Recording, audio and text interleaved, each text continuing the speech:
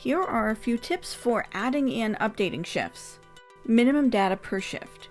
Each shift must include at least one shift point with both input and shift values.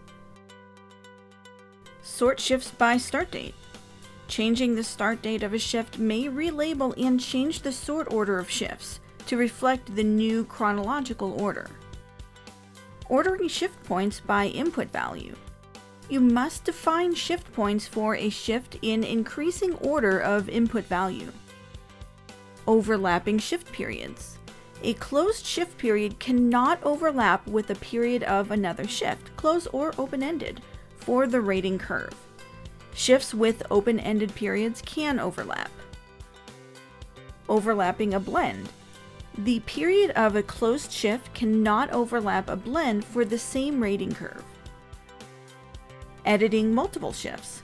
When you select a shift, you do not lose any edits you have made for other shifts in the selected rating curve.